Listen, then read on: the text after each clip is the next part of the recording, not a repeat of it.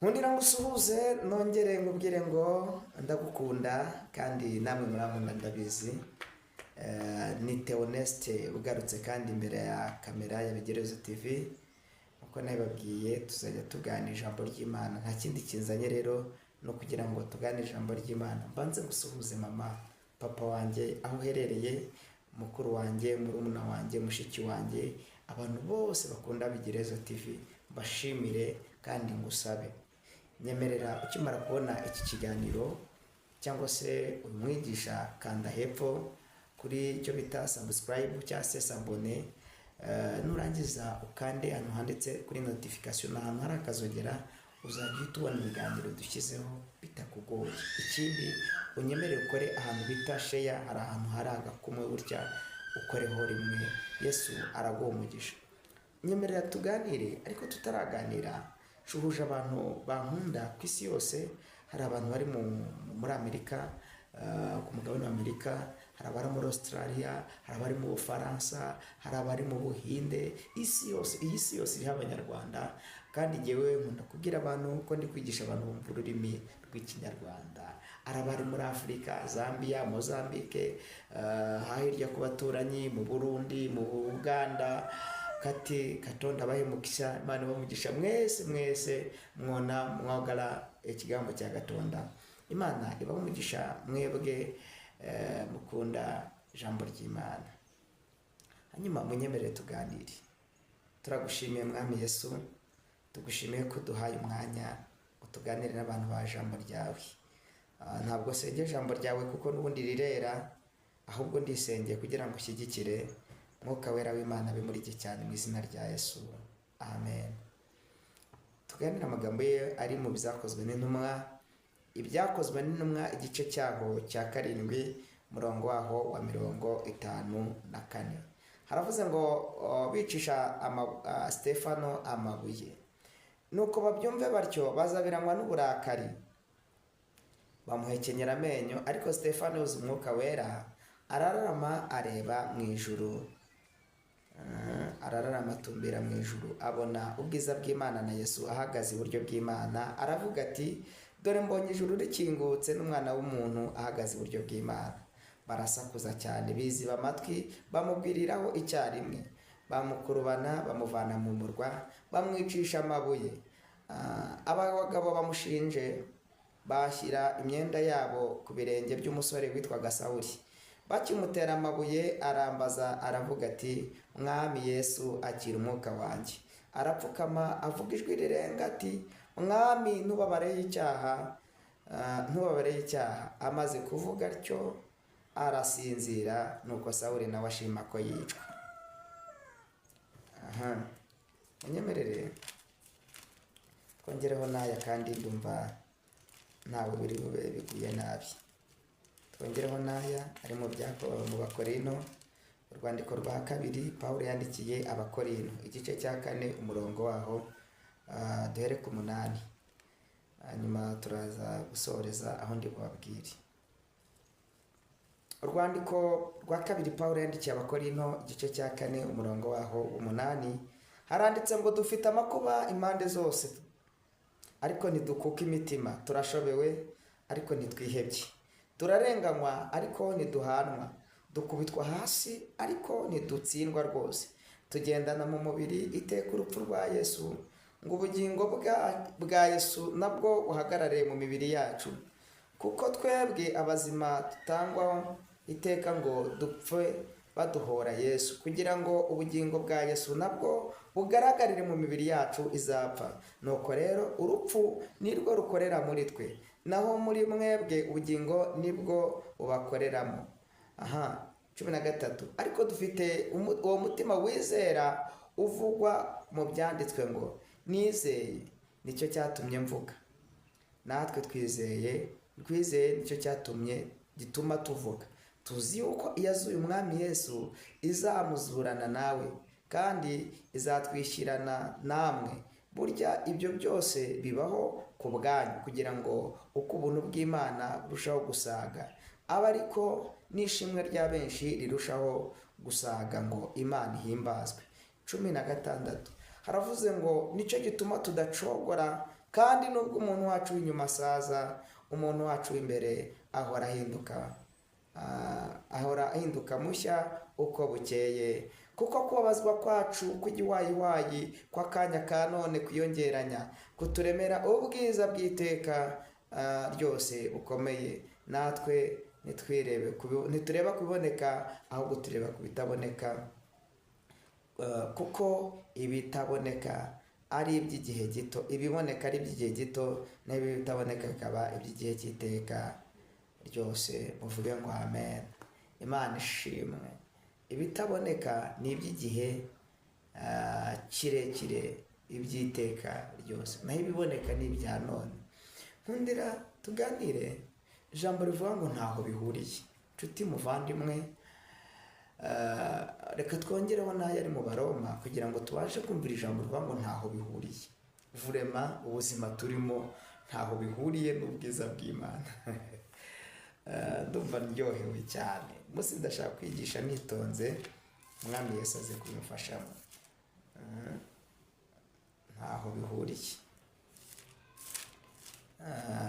Abaroma igice cyaho cy'8 ku murongo wa 18 haranditse ngo mbonye yuko imibabaro y'iki gihe idakwiye kugereranywa n'ubwiza tuzahishurirwa, kuko ndetse n'ibyaremwe byose bitegerezanyije amatsiko guhishurwa kw'abana b'Imana. Amen. Munkundire tuganire. Ndagira ngo tuganire ijambo rivuze ngo ntaho bihuriye. Vurema ntaho bihuriye ubuzima urimo, imibabaro ufite, intambara uri kurwana, ubukene ufite, ibyo byose ibyo uri gucamo bikugoye, Theoneste nje kukumara impungenge mubwire ngo bitandukanye cyane n'ubwiza bera b'Imana tuzahishurirwa. Mu buzima busanzwe abana b'abantu dukunda imibereho myiza, kandi nibyo dukunda kwambara neza, dukunda kurya neza, dukunda emwe no kubaho mu buzima bwiza, kuryama neza, kugenda neza, mu modoka meza. Nibwo buzima bwo muri iyi si, kandi niko biri. Tugomba kubitunga, tukagomba kubigira, kuko turacyari mu isi, ntabwo turi mu ijuru. Ariko ibyo byose by'ubwo buzima tubamo bwo muri iyi si, reka mbabwire ko bizingiye mu kintu kimwe kivuga ngo ibyo byose tubamo muri iyi si bitandukanye cyane n'ubwiza abera b'Imana. Haleluya. Ubuzima bwo kubaho umuntu agenda mu ndege, ukicara mu ndege kuwa mbere, kuwa kabiri ukajya mu yindi kuwa gatatu, biratandukanye cyane. Kuba ufite amafaranga menshi ukagira ama etaje, ukaba ufite umugore mwiza ukagira abana beza, ukagira imiryango myiza, ukagira amashuri menshi, bitandukanye cyane n'ubwiza abera b'Imana tuzahishurirwa. Nizere ko munyumvishije. Yesu akomera umugisha. Ashobora kuza kunyumva neza. Kubera iki? Reka mbanze mbwira abantu ko muri iyi si dusangiye igaburo rusange.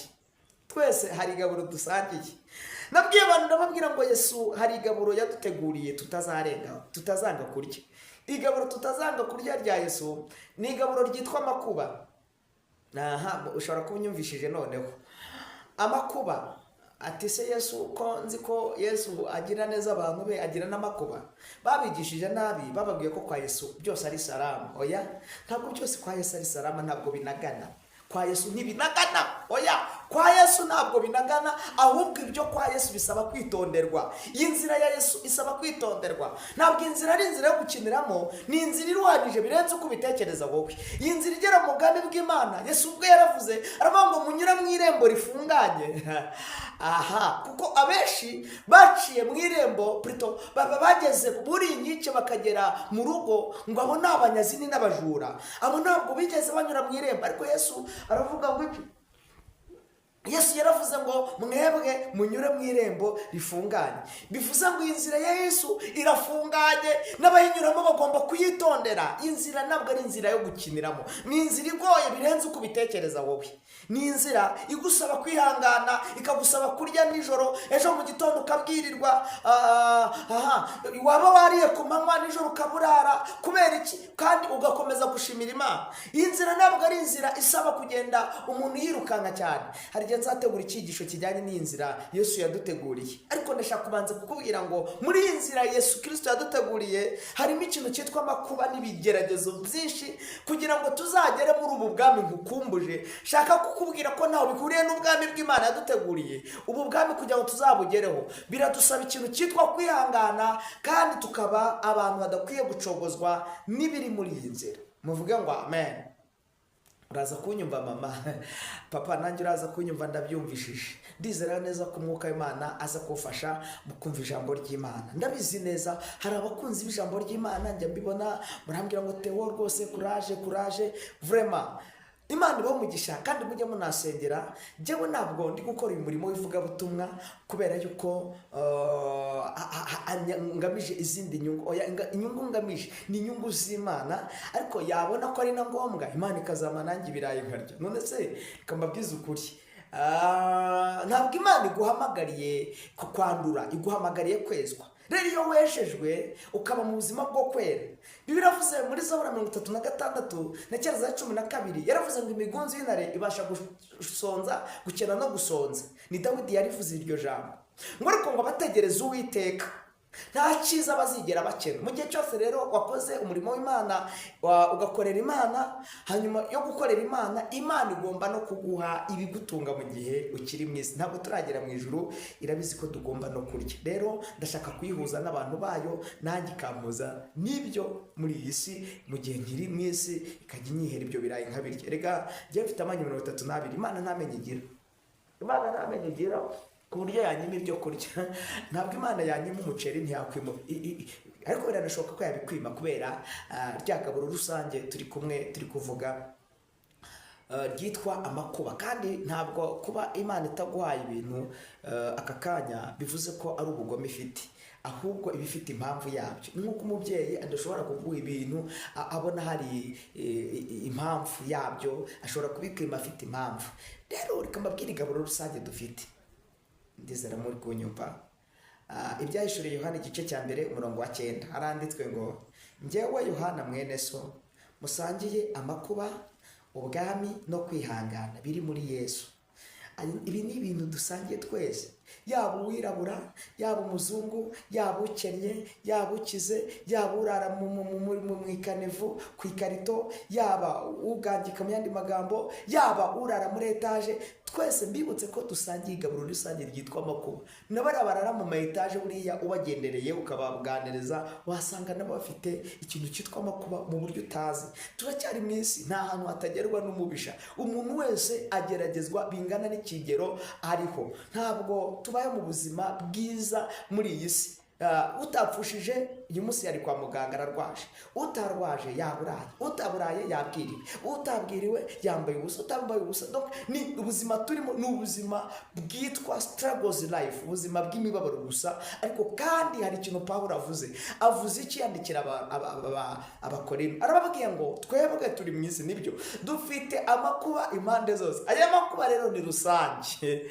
Ntugira ngo ni wowe ufite ibigeragezo wenyine, ntabwo ari wowe buraye wenyine mama, ntabwo ari wowe birukanye mu nzu wenyine, hoya, nta nubwo ari wowe ufite intambara nyinshi. Hari abantu bababaye muri iyi si. Bibiliya yavuze ngo haleluya, dufite twebwe abantu bakiri mu isi, dufite intambara n'amakuba, dufite ibigeragezo bitandukanye, ariko ntidukuka umutima, kuko twebwe twizeye nyuma y'uko iyi mibabaro turimo tuzayivamo, tuzabona ubwami bw'Imana.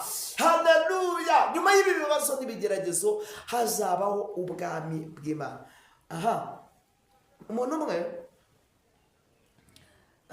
w'umubyeyi yagize umukwe, kandi uyu mukwe yari umukwe rwose w'umusirimu, ariko igihe kimwe inzara iratera mu gihugu. Maze gutera, uyu mukwe w'uyu mubyeyi aravuga ati ariko inzara igiye kunyica, ariko kwa data bukwe birashoboka ko wenda aho haba hagikanyakanya akajya kwisurira mabukwe ndebe ko hari icyo yamarira. Aragenda hera mu gitondo yicayeyo agira ngo mukecuru hari icyo ari bumupangire.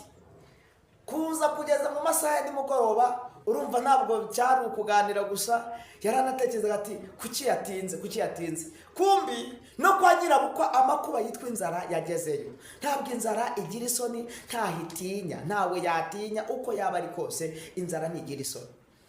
Hanyuma mukecuru abonye bikomeye aravuga ati reka ndebe uyu mukwe wanjye, ndebe ukuntu yashobora kwihanganira n'ibigeragezo, ndebe ko namupima mureri muri iki gihe kigoye.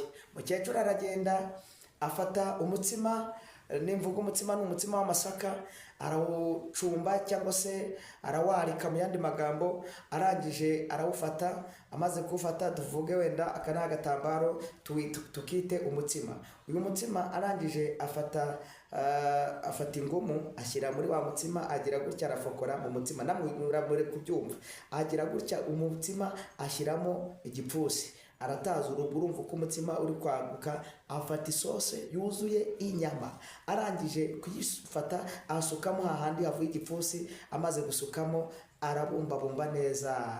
Amaze kubumbabumba gutya umutsima arabumbabumba, araterura n'igitsima kibumbabumbye, arangije aragenda atereka ku meza. Mo imbere harimo isose.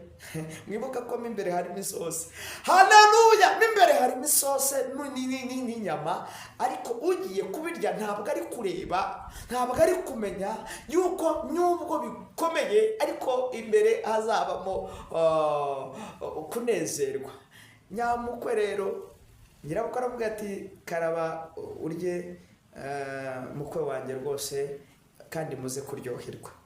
Undi ngo abibone, kubera amakuba turimo, amakuba atumye abantu benshi bivovotera Imana, amakuba atumye abantu bihakana Imana, amakuba menshi turimo, ibigerageza abantu barimo bitumye abantu batangira gutuka Imana. Reka nkubwire mwihangane, ndashaka kubigisha akantu kamwe kazatuma tugera mu bwami, kitwa kwihangana, ugatunga kwihangana, kuko nta hantu tuzacikira ibigeragezo n'amakuba. Uyu mubyeyi aramwiyora, ahita agenda ajya mu murere. Mu murere ni iki? Mu murere naho ngaho aho bitaga mu rusika, inyuma y'urusika, cyangwa se aho abandi batakumva ariko uri kubumva. Tuvuge wenda nko mu cyumba, ajya mu cyumba wari muri salo, amusiga ibyo kurya, aramubwira ati wawo ndetse ariko mabukwe yasuzugura. Ubu koko nubwo hateye inzara, ubu mabukwe afite uburenganzira bwo kuza kuma igitsima ngo nyihanyange, cyangwa ndya umutsima gusa, njye ikintu cy'igitsima kiri aho kitagira utuboga, kitagira iki. Ariko nubwo ari kuvuga gutyo, yaba yari yihanganye akaburumanga imbere harimo inyama n'isose. Mama, ihanganira urwo rugo urimo, ihanganira ibyo bigeragezo urimo. Niwihangana imbere harimo isose n'inyama, hari ibigeragezo urimo, ariko ihangane. Nyuma yo kugeragezwa, Bibiliya yavuze ngo mbonye ko imibabaro y'iki gihe, haleluya, idakwiye kugereranywa n'ubwiza bera b'Imana tuzahishurirwa. Ibyacu birahishe, njya kubabwira ko ibyacu birahishe. Akazi kawe karahishe, umugabo wawe arahishe, umugore wawe arahishe, none nubwo utari kumubona, ariko Imana hari ahantu yagushyiriye ibyawe. Kandi ibyacu birarinzwe n'ubwami bw'Imana. Ubwami bw'Imana tuzajyamo ntiburahishurwa. Bibiliya yaravuze ngo bakundwa, turi abana b'Imana, ariko uko tuzasa ntikuzerekanwa, ariko ntikureshurwa, tuzasa na Yesu. Haleluya! Munkundire iyo ndi kubwiriza kugira ngo ndyoherwe, bituma iyo ndyohewe plito ukuntu numva nanarira jewe, iyo bundi yo nezerewe ndarira. Kimwe mu bintu bine bituma ndira n'umunezero, kandi ijambo ry'Imana rirandyohera vraiment sana cyane. Ijambo ry'Imana ndarikunda, nta kintu kindyohera nk'ijambo ry'Imana. Hanyuma umva kuntu uyu mukwe yivovoze, kumva ari kwivovota, ariko nyirabukwe amwumva. Nyirabukwe aramubwira ati nyamara iyo ugerageza ukihangana, ntawamenya Imana yagukorera igitangaza. Mama, wakwihanganye koko, nimwihangane nyuma y'imibabaro. Mbonye Pawulo yabivuze neza, yandikira Abaroma 8:18, yababwiye ngo mbonye ko imibabaro y'iki gihe cya none idakwiye kugereranywa n'ubwiza bera b'Imana tuzahishurirwa. Ntaho bihuriye kuba urara ubusa, ntaho bihuriye kuba wambaye ubusa, kuba umugabo agukubita ijoro n'amanywa, ntaho bihuriye n'ubwiza bera. Haleluya, tuzahishurirwa. Ntaho bihuriye, biratandukanye cyane. Kuba inzara iriho, kuba ibigeragezo biriho, kuba za mabaga ziriho, kuba za mpox ziriho, kuba n'ibindi na za corona zaragiye zica mu isi. Bene n'ibitaraza bizaza, n'akataraza kazaza. Ibi birorotse, turacyari mu mirabyo, ntabwo inkuba ziraza, ibindi bizaza nyuma. Ibi byose tuzacamo ntaho bihuriye n'ubwiza bera b'Imana tuzahishurirwa. Bibiliya yavuze iki? Yavuze ngo dufite amakuba impande zose, ariko ntidukuka umutima. Ayo makuba turayafite, nta muntu udafite amakuba. Igaburo rusange Yesu yaduhaye ni amakuba, twese tugomba guca mu makuba. Ko Yohana yavuze ari ku kirwa cyitwa Patimo, ari mu iyerekwa, Imana iri kumubwira ngo wandikire marayika amatorero 7. Atangiye kwandika rero, atangira avuga ngo ngewe Yohana mwene so musangiye amakuba. Haleluya. Aravuga ngo ngewe Yohana mwene so musangiye amakuba, cya kabiri ubwami, cya gatatu kwihangana biri muri Yesu. Bivuze ngo uyu mugabo bita Yesu atunze amakuba. Mama rata ntibakakubeshye, ntabwo kwa Yesu ari salamu. Papa, ntabwo ibintu byose bihora ari balanced, biringaniye. Oya, uyu munsi biba biri anabalance, bitareshya neza, ariko ejo bikongera bikaba kuri blasted. Mu gihe rero ubona bitareshya, ihangane rero, kugira ngo tuzagere mu bwami bwa Yesu biradusaba kwihangana. Niko Yakobo yavuze, yanditse igice cya 5:7. Yaravuze ngo bene data nimwihangane mugeze umwami Yesu azaze. Aravuga ngo dore umuhinzi ategereza imbuto iri mu butaka, ayirindira yihanganye imvura y'umuhindo n'iyitumba bizagwa. Haleluya, haleluya. Aravuga ngo niko namwe mukwiye kwihangana, mwikomeza imitima, kuko kuza k'umwami Yesu kubegereye. Ibi bivuze iki? Biravuze ngo umuntu uzagera muri ubu bwami ndi kubabwira arasabwa kwihangana, bakagukubita ukihangana. Ndaza gusoreza muri cya gitabo twasomye cy'ibyakozwe n'intumwa, mbabwire ukuntu Stefano ari ibintu yarebaga bituma anezerwa cyane. Muvuge ngo amen, munyikirize cyane aho uri. Ndi kukwigisha ariko nyemerera ujye uvuga ngo amen, kuko amen ubundi yirukana abadayimoni. Iyo mvuze ngo haleluya biravuze ngo Imana ishimwe, hanyuma amen biravuze ngo bibe bityo, bibe bityo. Yesu ashimwe. Bibiliya yatubwiye amagambo meza, yatubwiye ngo dufite amakuba. Bene data dufite amakuba impande zose, ariko ikintu kinejeje ntidukuke imitima twebwe nk'abandi, kuko turabizi ko amakuba ntahahuriye n'ubwiza. Ibigeragezo turimo none ntaho bihuriye n'ubwiza bera b'Imana tuzahishurirwa. Intambara turimo none ntaho zihuriye n'ubwiza n'intebe y'ubwami tuzaba twicayeho mu ijuru. Imana izatugira abanyacyubahiro.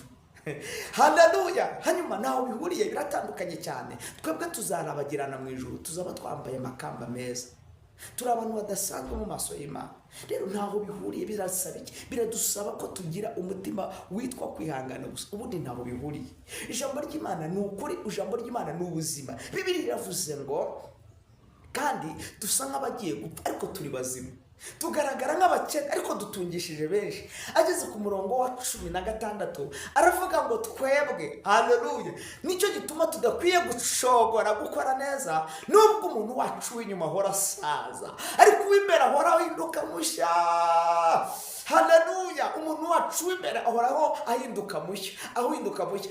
Kuko kwiyongeranya kw'imibaro kwacu kw'igiwayiwayi kungana gutya ni kwishi, ariko kuturemera ibyiringiro, kuturemera ibyiza n'ibyishimo tuzabona iteka ryose. Nshuti muvandimwe, we gucogora gukora neza, irinde ntugakore ibintu bitari byiza. Ugerageza ukora ibyiza nijoro, ukora ibyiza ku manywa, ukora ibyiza saa sita, ukora ibyiza buri tujuru, uhore mu buzima gukora ibyiza. Mwe gucogora gukora neza, kuko ingorano z'abera ziracyahari. Muvuge ngo amen. Bibiliya yavuze amagambo akomeye, yatubwiye amagambo ari mu byakozwe n'intumwa. Yatubwiye inkuru z'umugabo bita Stefano. Mbibutse ko cyari igihe cy'akarengane. Haleluya. Cyari igihe cy'akarengane k'intumwa. Izi ntumwa zararenganye, intumwa za Yesu akimara kujya mu ijuru habaye akarengane. Haleluya. Akarengane zirarenganwa. Nibutse ko umugaragu ataruta shebuja. Bibiliya iravuze ngo ubwo yageragejwe atyo abasha no gutabara abageragezwa bose, kandi nta mugaragu uruta shebuja. Ibi bintu mujye munabimenya, ntabwo imibabaro Yesu, ejo bundi twasohoye icyigisho genda n'umuhungu w'Imana bita Robert kivuga ngo imibabaro ya Yesu ni ituremera ibyiringiro byacu abera b'Imana tuzabona ejo hazaza. Mbibutse ko kubabazwa kwacu ni uko akanya gato cyane, kandi kuragenda kwiyongeranya nubwo bikomeze ngo nk'igihwayiwayi kuriyongerana. Igihwayiwayi ni iki? Igihwayiwayi ni akantu kaza kakavamo tudoke, ariko kakaza bigenda byiyongeranya, ni akanya gatoya. Ariko nubwo bimeze gutya, reka mbabwire, bituremera ibyishimo n'ibyiringiro by'ejo hazaza. Imibabaro turimo none, intambara n'ibigeragezo ufite, nibyo bikwiye kukuremera ejo hazaza. Umenye ko ubuzima bwa none urimo aribwo buri gutegura ubwo uzabamo ejo hazaza, kuko nta bigeragezo nta Kanani. Abisirayeli bari bari mu buzima bukomeye cyane, nta ntambara nta Kanani, nta nzara nta Kanani. Ugomba rero kwihanganira ibyo bibazo byose kugira ngo tuzagere mu bwami bw'Imana. Biradusaba kwihangana rero. Yesu ashimwe. Biradusaba gutunga kwihangana. Amen.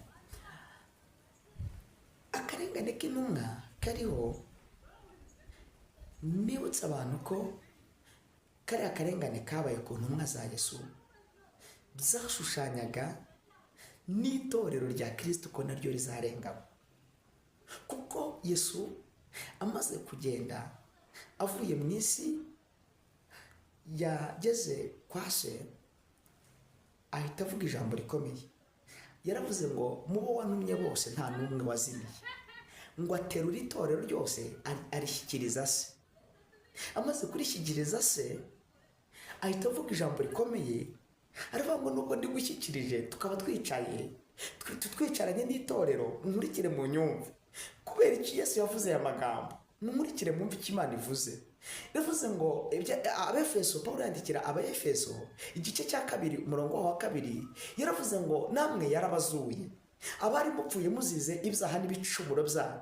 Mu yandi magambo, Pawulo yaravuze ngo ntabwo ari jye uriho, ahubwo ni Kristo uri muri Yesu.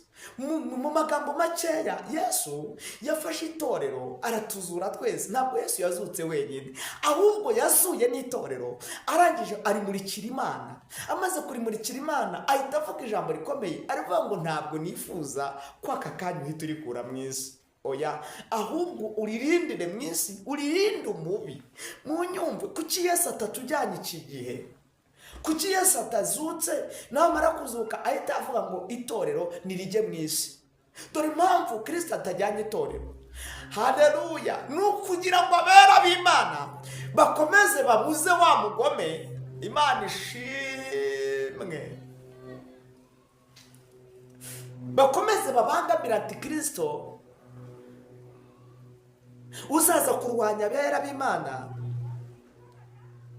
Itorero ry'Imana niryo rituma uriya mugoma adakora ku mugaragaro, niryo rituma Satani adakora ku mugaragaro, kuko iri torero ry'Imana rirarinzwe. Biravuze ngo n'amarembo y'ikuzimu ntiyarishobora, nati Kristo ntazarishobora, abademoni ntibarishobora, abarozi ntibarishobora. Iri torero rya Kristo rirarinzwe, n'imbaraga zazamuka nubwo abademoni baba benshi, ntabwo iri torero rizigera rinyeganyezwa, oya, ntabwo iri torero abademoni barishobora. Iri torero rya Kristo rirarinzwe.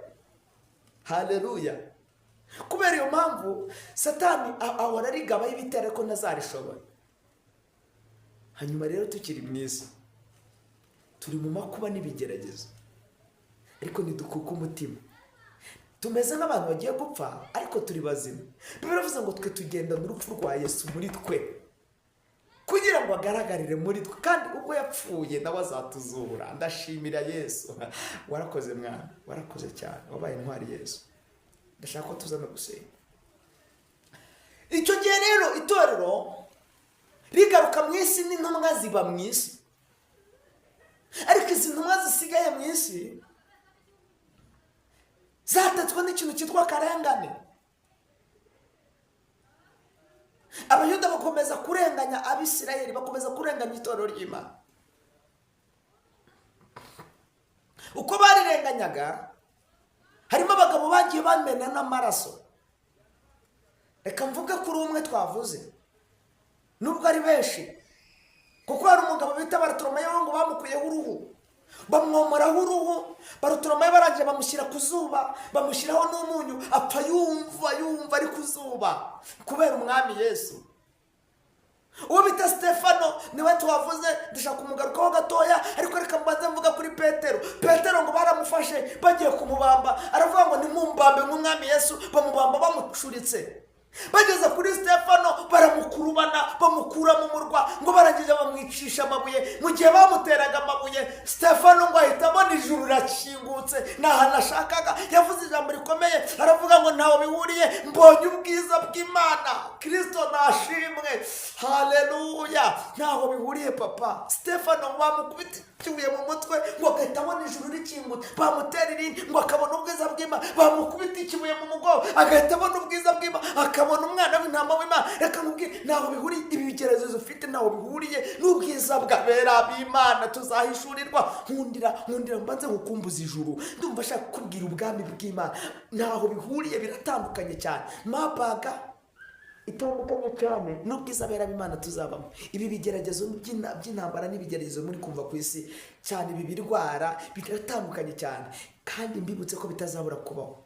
Tukiri mu isi, bizabaho, bizatugeraho, bizanatubabaza imibiri, ariko ntabwo bizadushobora, ntabwo bizabasha kwica ubugingo.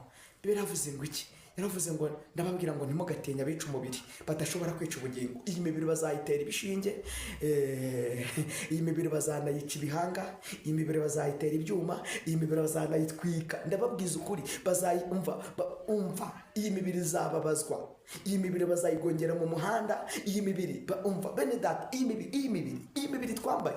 Ariko nubwo bimeze gutyo, uyu mubiri utandukanye n'ubugingo. Uyu mubiri nubwo ariwo housing, ariwo nzu tubamo twebwe, umwuka wera atuyemo. Twebwe turi insengero za Kristo, mu yandi magambo Yesu ari muri twebwe. Ariko Yesu Kristo igihe nikigera, iyi nzu yacu inyuma izasaza, ariko umuntu w'imbere azahora bamushyashya. Ntabwo uyu muntu w'imbere bamushobora. Abanyabwenge ntibazigera bashobora umuntu w'imbere, ntabwo mubere maso w'imbere, ntabwo bazashobora uw'imbere. Uw'inyuma bazamuhangayikisha, uw'inyuma azambara ubusa, uw'inyuma azaburara, uw'inyuma azakubitika, ariko umuntu w'imbere ntabwo uzamushobora, ntibazamushobora. Satani ntiyamushobora, ntabwo azamushobora. Ndashimira Kristo azaduha imbaraga zo kwihangana kugira ngo umuntu w'imbere abe muzima. Ndetse ngo tunasenge. Bibiliya iravuze ngo Stefano bamukubita ibuye, akarushaho kubona ubwiza bw'Imana.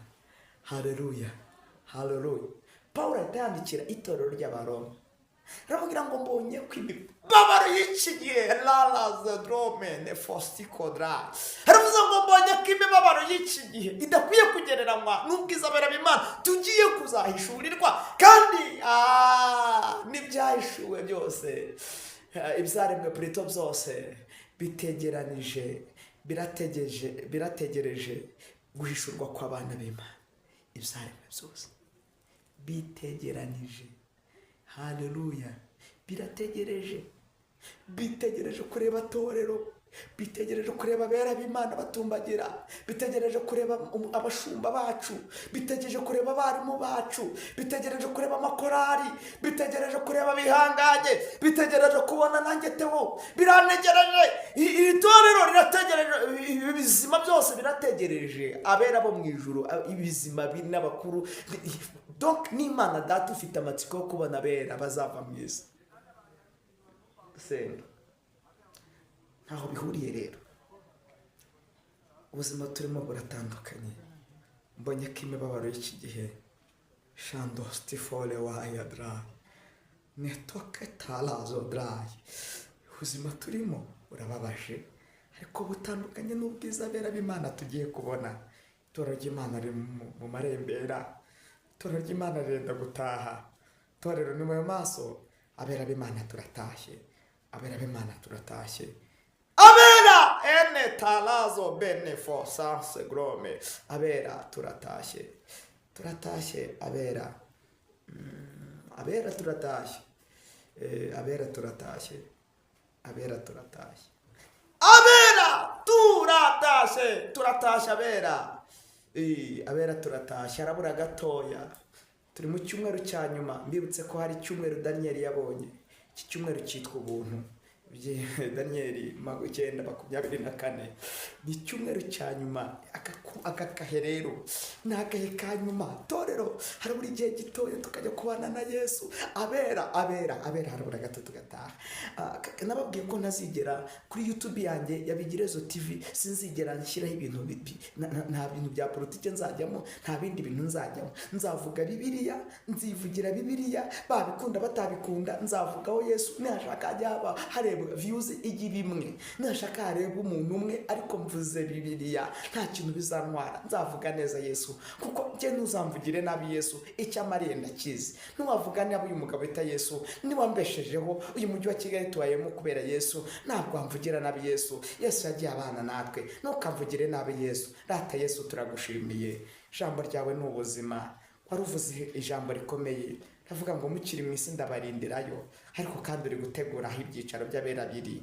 Kuva wava mu isi wahoze utegura. Ikindi amakuru duhabwa ni uko utarigera na rimwe unywa kuri vino, nturarya no ku muzabibu, ahubwo utegeranije. Urategereje Theo, utegereje abashumba, utegereje abera b'Imana, urabategereje. Turagushimiye Mwami, icyama tukazasanga turi amahoro. Urakoze Mwami, iri jambo rigira umumaro mu mitima y'abantu, kandi ukiza abarwayi, uturindira igihugu, ukomeje ugwisha imvura, utanga umwero. Mu izina rya Yesu tubone umuganuro wo kukuzanira na kimwe mu 10 n'amaturo. Tuguture Mwami, kuko ndabizi gukunda amaturo. Uri Imana ikunda amaturo. Niko wavuze, uravuze ngo ntimukaze imbere yanjye ntacyo munzaniye. Ndagusabye Mwami, uhindure ubuzima bw'Abanyarwanda. Abanyarwanda bacuruze, Abanyarwanda beze, Abanyarwanda bahinge beze, Abanyarwanda bunguke. Icyo bakora cyose kizana umugisha. Na bene data b'Abarundi nabo Mwami bagire neza. Igihugu cyabo cy'u Burundi ugiteze intambwe, uzamenemo Mana amaproje menshi. Ubagirire neza, urinde Abarundi, ubarinde ibirwara, urinde Abakongomani, urinde Abagande, ndi kuvuga abaturanyi, Abatanzania. Nuko twese tugirirwe n'Imana neza, kandi abatuye isi yose barengerwe n'iyera. Urakoze, ntukabure icyubahiro Mwami. Ndagushimiye kubw'ijambo ryawe mu izina rya Yesu, amen. Reka mbashimire. Imana ibahe umugisha, ngo mudukurikire umunsi ku munsi. Imana ijye ibana namwe mu izina rya Yesu, amen.